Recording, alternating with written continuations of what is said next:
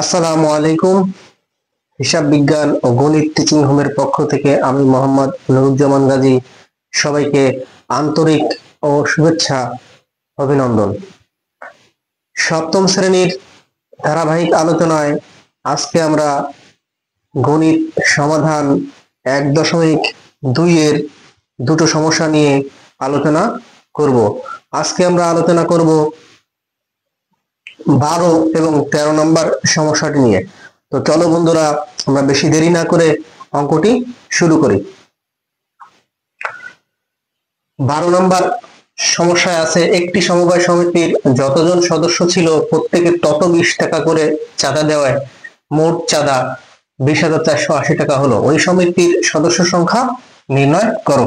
আমি বারবারই তোমাদেরকে একটা জিনিস বলেছি যে অঙ্ক যদি ভালোভাবে পড়া যায় এবং বোঝা যায় তাহলে অঙ্কটি করতে তোমার 4 থেকে 5 মিনিট সময় লাগবে, বেশি লাগার কথা না। তো তোমরা অঙ্কটি পড়ে আগে বুঝতে হবে কি বলেছে। যদি তুমি সেটা না বুঝতে পারো তাহলে অঙ্কটি তোমার কাছে কোশ্চিন কালেও কখনো তুমি বুঝতে পারবে না এবং করতেও পারবে না। শুধু শুধু তোমার এই খাতা নিয়ে এরকম করে তাকিয়ে থাকতে হবে। সুতরাং অঙ্ক ভালো করে পড়তে হবে, বারবারই বলি অঙ্ক পড়তে হবে এবং বুঝতে হবে। তো চলো বন্ধুরা, আরো একবার আমি অঙ্কটি পড়ি, তুমি বোঝার চেষ্টা করি। একটি সমবায় সমিতির যতজন সদস্য ছিল, একটি সমবায় সমিতির যতজন সদস্য ছিল প্রত্যেকে তত 20 টাকা করে দিয়েছে। ধরে নিচ্ছি যে যতজন মানে 20 জন ছিল, 20 জন থাকলে 20 গুণ 20, অর্থাৎ 20 জনে 20 টাকা করে দিয়েছে, তাই তো? প্রত্যেকেই কিন্তু আবার আলাদা, মানে বলেছে যে যতজন সদস্য ছিল প্রত্যেকে তত 20 টাকা করে। এই কথাটাই বুঝতে হবে, প্রত্যেকে তত 20 টাকা করে, অর্থাৎ একজনে 20 টাকা দিয়েছে, একজনে। আর 20 জনে কত? 20 গুণ 20। তো আমরা লিখতে পারি, কি লিখতে পারি বলতো বন্ধুরা? মনে করি সমিতির সদস্য সংখ্যা আমি লিখে রাখছি, দেখো বোর্ডে। মনে করি সমিতির সদস্য সংখ্যা হচ্ছে কজন, তাহলে আমরা লিখবো কি? একজনে চাঁদা দেয়, একজনে চাঁদা দেয় কি?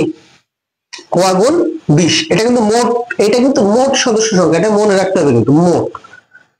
একজন একজন মানে হচ্ছে কজনে কত দেয়, সেটা আমরা নির্ণয় করতে চাইছি যে একজনে চাঁদা দেয় ক গুণ 20 টাকা। অতএব কজনে চাঁদা দেয় ক গুণ 20, অর্থাৎ এইটার সাথে এই মোটটা, প্রত্যেকের সাথে মোটটা দিয়ে আমরা নির্ণয় করেছি মোট কত টাকা চাঁদা উঠেছে। দেখো বন্ধুরা, আমাদের এইখানে আরেকটা জিনিস দেওয়া আছে যে মোট চাঁদা 20,480 টাকা। তো খুব সহজ, আমরা জানি যে শর্ত মতে বা প্রশ্ন মতে যদি আমরা করতে চাই, দুটো পাশে অর্থাৎ আমরা বাম পাশ ডান পাশ দুই পাশেই সমান থাকলে আমরা প্রশ্ন মতে বা শর্ত মতে দিয়ে করতে পারি। এই অঙ্কটা দেখো, খেয়াল করো। আমার এখানে একটা, অর্থাৎ কজন মানে মোট কতজন, মোটের একটা টাকা পেয়েছে যে এত চাঁদা দিয়েছে। আবার এখানে মোট চাঁদা দিয়েছে 20,480 টাকা। তো আমরা লিখেছি প্রশ্ন মতে অথবা শর্ত মতে। তুমি চাইলে শর্ত মতে লিখতে পারো, শর্ত মতে 20 ক স্কয়ার সমান 20,480। দেখো আমরা খুব সহজে নির্ণয় করব, বা ক স্কয়ার সমান 20,480 ভাগ 20। আমরা জানি কি এখানে এটার সাথে কি সম্পর্ক আছে? গুণ সম্পর্ক আছে।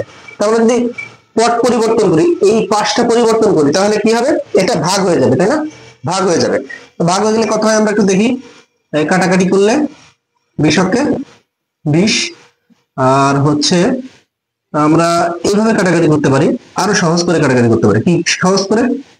20,480 ভাগ 20, এই শূন্য কাটা, 10 দুগুণা কত?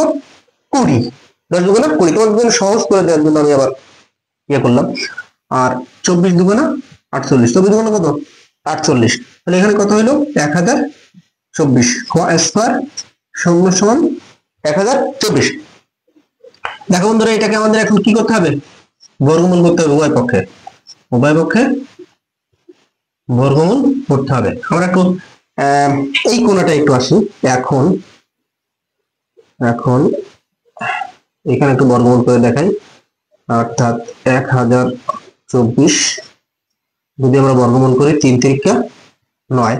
আমি বারবার করে একটা কথা বলি সবসময়, কি বর্গমূল করার সময় জোড়া জোড়া নিতে হয়, কিন্তু ডান পাশ দিয়ে জোড়া জোড়া নিতে হবে। তাহলে 3 তিরিকা 9, এখান থেকে যে 1 আর এই জোড়া নামিয়ে আসলাম 24। আমি সবসময় বলেছি বর্গমূলের ভাগফল যা হবে পরেরটা করার সময় তার ডবল হবে। কি হবে? 3 হলে এখানে কত হবে? 6। আচ্ছা, এখানে আমার একটা সংখ্যা দেবো, বোঝাই যাচ্ছে। 2 দিয়ে যদি দিই এখানে যদি 2 দিই, 2 দুগুণা 4 আর 6 দুগুণা 12, কত হইল তাহলে বন্ধুরা? 32। নিশ্চয়ই তোমরা সহজে বুঝতে পেরেছো। তাহলে ক সমান সমান 32। কি চাইছিল আমার অঙ্কে? সমিতির সদস্য সংখ্যা নির্ণয় করো। আমরা কি লিখেছিলাম?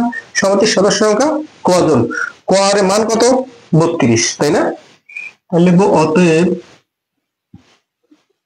সমিতির সদস্য সংখ্যা 32 জন। দেখো বন্ধুরা, খুব সহজ, একেবারে খুব সহজ। এই অঙ্কটি তোমরা আরো একবার করবা বাসায়, তাহলে তোমাদের জন্য আরো ইজি হয়ে যাবে। Easy. Practice makes a man perfect. একটা কথা মনে রাখবে, practice makes a man perfect. যত তুমি করবা তত তুমি জানতে পারবা, যতই পড়িবে ততই শিখিবে, যতই গাইবে ততই কি সিঙ্গার হইবে, তাই না? আচ্ছা, আমরা আসি 13 নম্বরে। কোন বাগানে 18টি চারা গাছ বর্গাকারে লাগাতে গিয়ে 36টি গাছ বেশি হলো। 13 নম্বর সমস্যা কি বলছে আবার খেয়াল করি, বারবার করে বলি যে অঙ্কটা ভালো করে পড়তে হবে। কোন বাগানে 18টি চারা গাছ বর্গাকারে লাগাতে গিয়ে 36টি গাছ বেশি হলো। তাহলে এটা নিশ্চয়ই বর্গাকার না। 18টি চারা গাছ লাগাতে গিয়ে 36টা চারা গাছ থেকে গেছে, এটা বোঝাই যাচ্ছে যে বর্গাকার না। প্রত্যেক সারিতে চারা গাছের সংখ্যা নির্ণয় করো। তো আমরা কি করবো? বর্গমূল নির্ণয়, যেহেতু বর্গমূলের এই অধ্যায়টা অবশিষ্ট থেকে গেছে, ওটা বাদ দেবো। বাদ দিয়ে ওইটা বাদ দেবো মানে কোনটা বাদ দেবো? এই যে 36 যে বেশি থেকে গেছে, এইটা বাদ দিলে আমাদের এই সংখ্যাটা কি হবে? বর্গাকার হবে। তখন আমরা বর্গমূল করতে পারবো, তাই না? তো আসি আমরা, দেখো এখান থেকে দেখে দিয়ে লিখতে হবে। টেনশন নেওয়ার কিছু নেই, তোমাকে মুখস্থ করতে কিছুই হবে না। যদি তুমি মুখস্থ করার চেষ্টা করো, অঙ্ক পারবা না, পারবা না, পারবা না, পারবা না। তো আমরা এইখান থেকে দেখে দেখে লেখার চেষ্টা করব। আমরা একটু একটু সাজিয়ে গুছিয়ে তো লিখতে হবে, যেহেতু তুমি সপ্তম শ্রেণীতে পড়ো, একটু মাথার বুদ্ধি খরচ করতেই হবে। কি লিখছে আমি দেখো, যেহেতু বাগানে 18টি চারা গাছ বর্গাকারে লাগাতে গিয়ে 36টি চারা গাছ বেশি হলো, কাজেই 1800 বিয়োগ 36 1764 সংখ্যাটি বর্গাকার হবে। আমি আগেই বলেছিলাম, তো 36 যদি বাদ দিই তাহলে সংখ্যাটা বর্গাকার হবে। অতএব প্রত্যেক সারিতে গাছের সংখ্যা হবে 1764 এর বর্গমূল। এখন আমরা বর্গমূল নির্ণয় করে দেখব। 1764, তাহলে দেখো বন্ধুরা, 3 3 9, 4 4 16, 4 16, 1 64, 4 হলে 8। দেখো বন্ধুরা, এখানে যদি আমরা 2 দিয়ে দিই, বোঝাই যাচ্ছে যে অঙ্কটা হয়ে যাচ্ছে। 2 দুগুণা 4, 8 দুগুণা 16। তাহলে গাছের সংখ্যাটা কি বর্গমূল করলে আমরা পেয়ে যাচ্ছি না? কয়টি চারা গাছ পাচ্ছি? 42টি। আমরা লিখো অতএব প্রত্যেক সারিতে 42টি